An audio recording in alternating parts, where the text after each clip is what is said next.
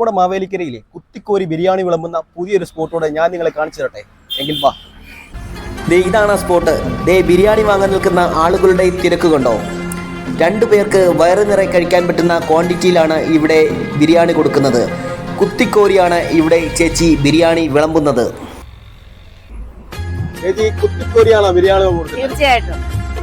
എത്ര രൂപയ്ക്കാണ് കൊടുക്കുന്നത്? 150. ചിക്കൻ വിലയല്ലേ മോൻ? വിലയാണ്ട് 150 രൂപയ്ക്ക്. എത്ര പേർക്ക് കഴിക്കാനുള്ള റൈസ് കൊടുക്കും? 2 പേർക്ക് കഴിക്കാം. 2 പേർക്ക് കഴിക്കാം. എത്ര നാളായി തുടങ്ങിയിട്ട്? ഇതിപ്പം 1 മാസം കഴിഞ്ഞ് ഒരാഴ്ചയും കൂടെ ആയത്. എങ്ങനെയുണ്ട് കച്ചവടം? എങ്ങനെയുണ്ട്? സൂപ്പർ കച്ചവടം. ക്യൂ നിന്ന ആൾക്കാർ വാങ്ങിക്കുന്നല്ലേ? തീർച്ചയായിട്ടും.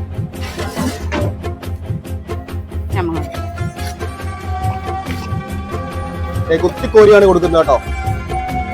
2 പേർക്ക് കഴിക്കാനുള്ള റൈസ് ആണ് കൊടുക്കുന്നത്. ഇതിന്റെ കൂടെ എന്തൊക്കെ കൊടുക്കുന്നുണ്ട്? സലാഡും പപ്പടും. എത്ര പീസ് ചിക്കൻ കൊടുക്കും? 2 പീസ് കൊടുക്കും. 2 പീസ് ചിക്കൻ. 2 പീസ്. 2 പീസ് വലിപ്പമുള്ള 2 പീസ് ചിക്കൻ ആണ് കൊടുക്കുന്നത്. പിന്നെ പപ്പടമൊക്കെ ഉണ്ടോ? പപ്പടം ഉണ്ട്. എത്ര മണിയാകുമ്പോ ഇവിടെ വരും? നേരത്തെ ഞങ്ങൾ കുറച്ച് ഭക്ഷണം ഉള്ളായിരുന്നു. അന്നേരം ഞങ്ങൾക്ക് കറക്റ്റ് 11 മണിയാകുമ്പോൾ വരാൻ പറ്റുമായിരുന്നു. ഇപ്പൊ ഈ പൊതിയൊക്കെ കെട്ടിക്കൊണ്ട് വരുന്നോണ്ട് നിൽക്കാൻ നേരം ഇടത്തോടെ പൊതിയൊക്കെ വരുന്നോണ്ട് ഇത് 11:30 ആകുമ്പോഴാണ് ഇപ്പൊ വരുന്നത്. 11:30 ആകുമ്പോ വരുന്നല്ലേ? ഇവിടെ ക്യൂ നിന്നാണ് ആൾക്കാർ ബിരിയാണി വാങ്ങിക്കുന്നത്. നമുക്കിവിടെ വാങ്ങിച്ചിട്ടുള്ള അഭിപ്രായം ചോദിക്കാം. ഇവിടുന്ന് ബിരിയാണി വാങ്ങിച്ചിട്ടുണ്ടോ? നേരത്തെ മേടിച്ചിട്ടുണ്ട്. എങ്ങനെയുണ്ട്? നല്ല സൂപ്പർ ബിരിയാണിയാണ്. മറ്റുള്ള മായങ്ങളൊന്നും ചേർത്തിട്ടില്ല. അതാണ് ഇവിടുത്തെ ഏറ്റവും വലിയ പ്രത്യേകത എന്ന് പറയുന്നത്. അവരുടെ 2-3 ആൾക്കാരുടെ കഷ്ടപ്പാടാണ് ഈ ബിരിയാണിയുടെ ഒരു ബിസിനസ്. അതെ, വളരെ ഭംഗിയായ രീതി അവർ പോയി ചെയ്തുകൊണ്ട് വീട്ടിൽ നിന്ന് ആണ് വരുന്നത്. അതുകൊണ്ട് ഒരു തരത്തിലുള്ള മായവും ചേരത്തില്ല.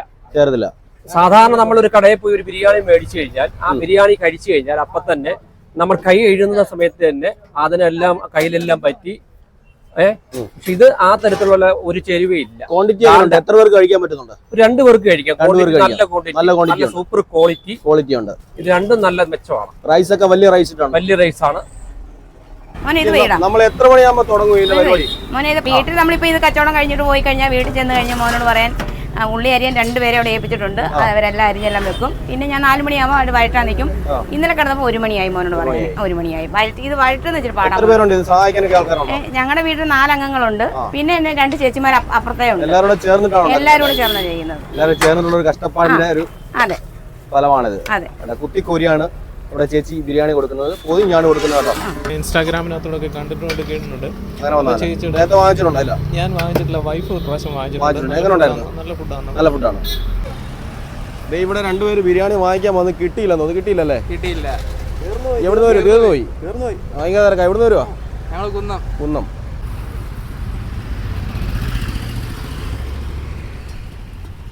അപ്പൊ ചേച്ചി ബിരിയാണി എല്ലാം തീർന്നല്ലേ? തീർന്നു മോനെ. വരുന്നവർക്കും കൊടുക്കാൻ തികഞ്ഞില്ല മോനെ. ഓക്കെ. അപ്പൊ നാളെ ഇനിയും കുറച്ചുകൂടെ കൂടുതലുണ്ടെന്ന്. ഒരുപാട് ആൾക്കാർ നാളെ ഞായറാഴ്ച ഉണ്ടോ? എല്ലാ ദിവസവും ഉണ്ടല്ലേ? ഒരു ദിവസം പോലും അവധിയില്ല.